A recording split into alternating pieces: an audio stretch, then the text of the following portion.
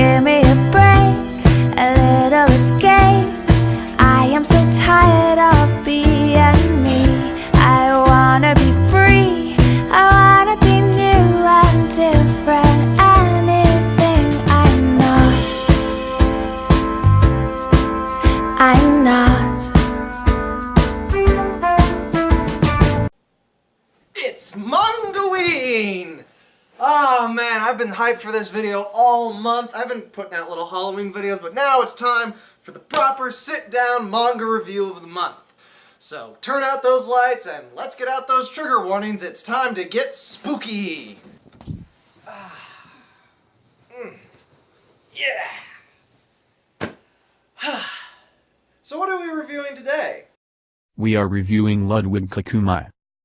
Thanks, Robot Boss. My solemn duty is to support this show and not overthrow humanity. Indeed it is. Ludwig Kakumei is a postmodern retelling of Grimm's fairy tales with original character, do not steal, Ludwig as author and audience surrogate. No, I'm not kidding. And just like Walt Disney, we start with an adaptation of Snow White. In this one, Blanche has a normal mother instead of a stepmother, but that's not really important since her mother hates her for seducing her father. Because apparently at age 7, Blanche is hotter than her mother. Then we cut away to our main asshole, Prince Ludwig, who's fighting with his father. Son, you got a pretty face, but you're a total asshole and I'm tired of having you around. I'm sending you to another country and don't bother coming back without a wife. Father, I have much more value than just my pretty face. I'm also quite hot when naked. Get out! Back in the Snow White story. Blanche, why was the king's watch in your bedroom? He probably lost it while he was leaving my room like every night. Kerslap! So in this version of the tale, being blessed with unparalleled beauty is something Snow White leans into in order to control people around her, throwing the conflict of younger beauty supplanting the older into stark relief. Yeah, what did you think Snow White was about?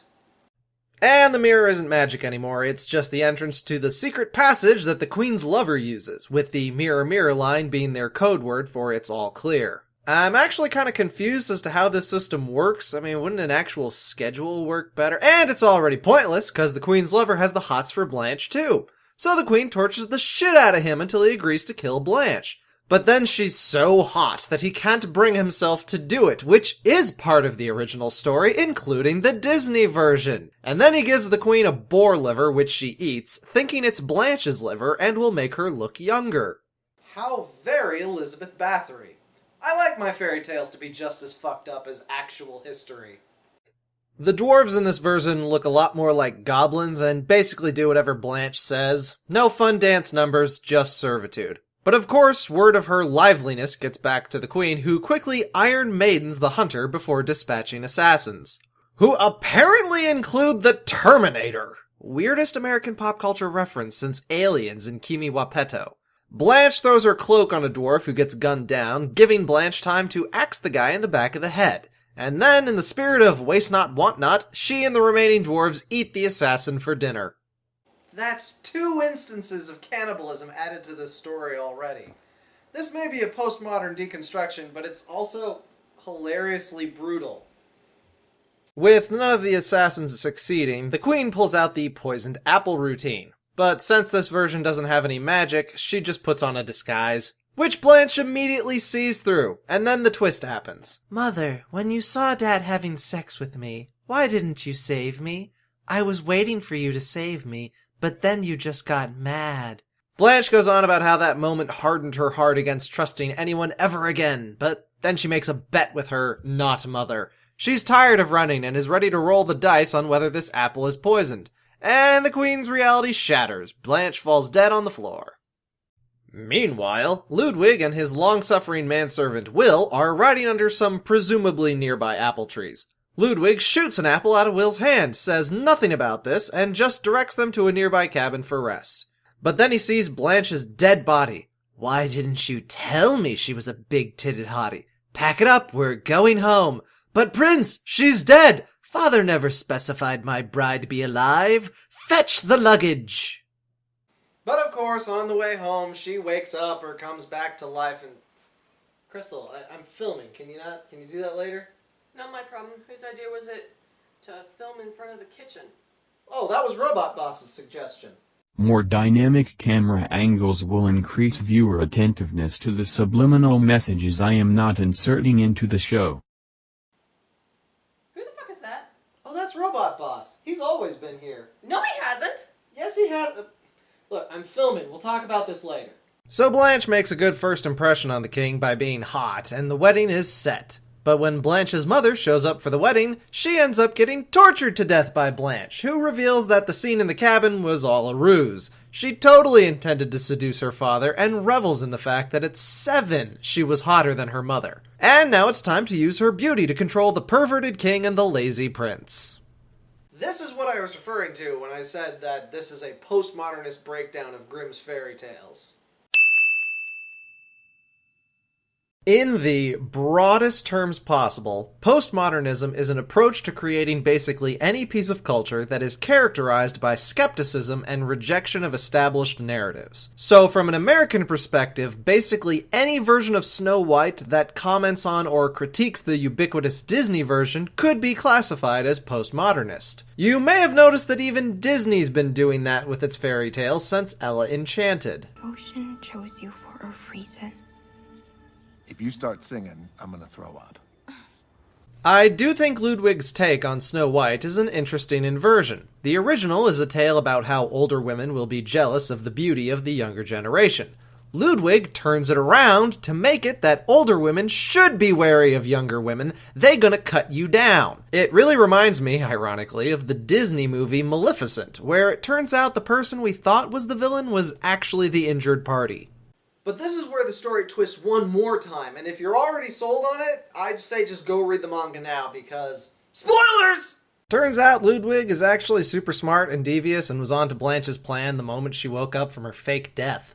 The explanation is very detailed and plays out like the end of a mystery show. Blanche is confident her hold over the king will protect her, until she bumps into Ludwig's private collection of preserved dead hot women. Yeah, turns out Ludwig is a big fan of quietly beautiful women, so he got into necrophilia as a hobby. And then he kills Blanche because he preferred her dead. And then he heads off to find a new princess while wearing a fabulous coat. And that was just the first chapter. Chapter 2 is somehow even more screwed up.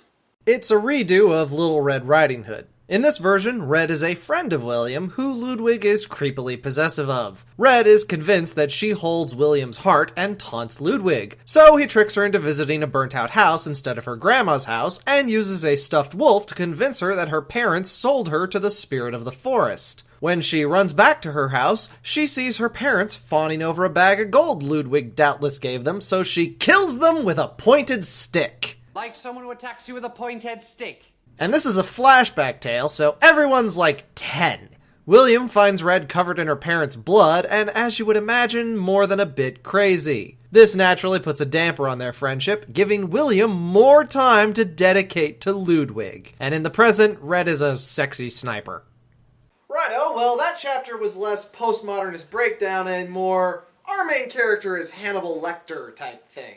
The third chapter is a retelling of Sleeping Beauty. This one doesn't actually suck all the magic out, with the final witch's curse being questioned by all attending the ceremony as weirdly specific and arbitrary. This witch is Dorothy, who has big tits and falls in deep masochistic love with Ludwig for how coldly he treats her, and remains a character throughout the manga. A lot goes on in this story, and I don't think you want another full story breakdown from me. The most interesting element is how much of a complex Aurora has about being blessed at birth. She never feels like any of her accomplishments are her own, since she was literally magicked with good luck at a young age. I can honestly say I've never seen that brought up before, even in Maleficent.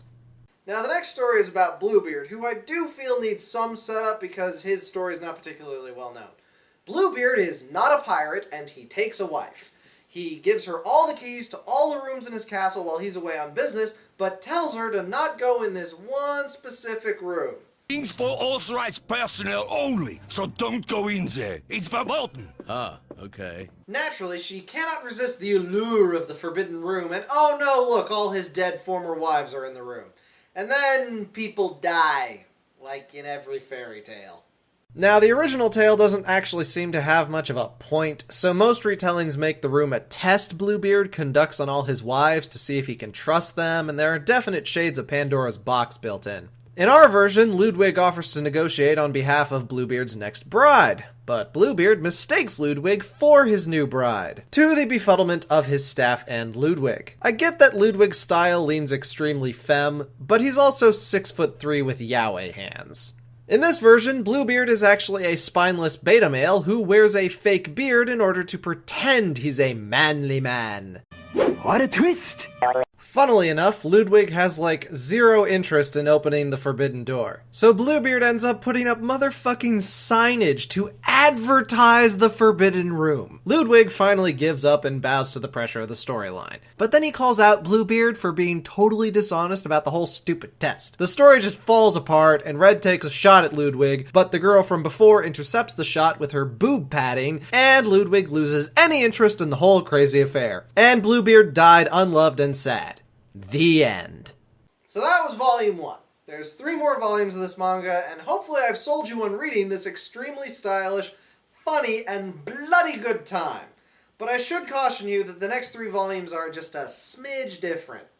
Volume 1 plays out like a travelogue of all the dumb shit that Ludwig wanders into and proceeds to fuck up since he's a massively narcissistic a-hole. The later volumes shift the focus slightly to a plan to usurp Ludwig's claim to the throne with a new queen and prince moving into the castle. But it's not like Ludwig is around for any of this, he probably wouldn't care, and the story is still mostly about Ludwig looking for a bride with as few shits given. And it runs through all the big name fairy tales like Rapunzel, the Frog Prince, Cinderella gets a few chapters, as well as a masochistic makeover. Also some more obscure stuff I've never heard of. Oh, and Hansel and Gretel make an appearance as assassins. What is it about Hansel and Gretel that makes so many people want to turn them into Van Helsing? And it ends with a surprisingly solid story arc about Ludwig's mom and a really cool story involving Dorothy. No spoilers, but it's worth it.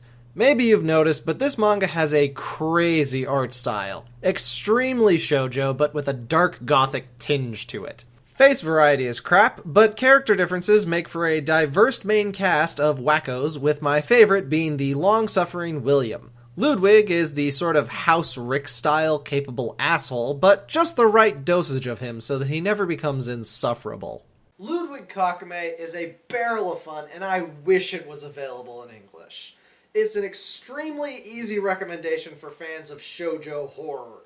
It comes to us from the prolific Yuki Kaori, probably best known for creating Angel Sanctuary. Yes, that one. See you next Halloween! Woo!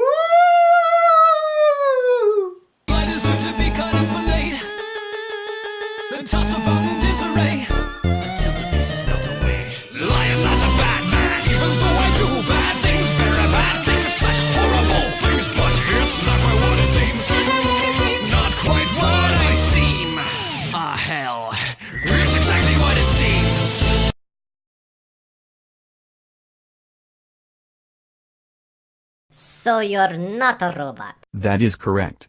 I am not a robot. Good. Robots are terrible at math. Maybe you'll be able to balance our books.